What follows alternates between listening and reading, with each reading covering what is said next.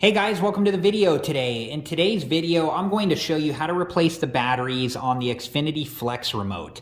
And if we look at the back side of the Xfinity Flex remote, there's a spot right here in the middle where there's an indentation, and that's where the battery cover, we're going to take that off. So to do that, if we put a little bit of pressure just right at the top of the cover here, right where that indentation is, just a little bit of pressure and then push downwards, the cover will come off like so, and then we'll just take it off and set it to the side. And this remote takes two AA batteries. And to take these out, there's a side here with a spring. On this side, it's down here, and on this side, it's up here.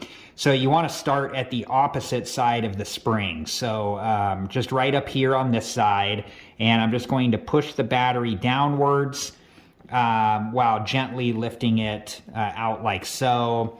And then we'll do the same thing with this one. We're just going to gently push the battery downwards and then gently lift it out like so. And now we would be ready to install the two new batteries. So for this remote, the batteries are still okay, so I'm just going to reinstall them. And when we install these, you want to make sure that you install them the correct direction. It tells us on the bottom of the remote here. On this side, the minus sign goes down here, and the plus sign goes up here. And then on this side, the minus sign goes at the top here, and the plus sign goes at the bottom. So we're going to start with putting the minus sign side of the battery in first like so, and then gently pushing the spring down until we can get the plus sign side of the battery to go in the compartment like so. And then you just want to make sure that it's seated all the way into place like so. And then we're going to take the next battery and just make sure that you install it in the correct direction. And we're going to put the minus sign side of the battery in first and just gently press the spring down until we can get the plus sign side of the battery to go into the battery compartment like so.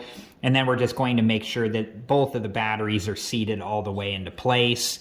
And then we can reinstall the cover, and we're just going to line that up on the back of the remote like this, and then just gently press up until it snaps all the way into place like so.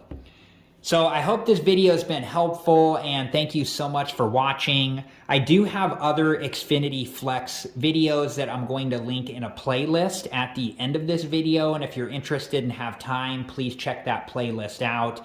Thanks again for watching. Please like, subscribe, and comment, and I hope to see you guys in the next video.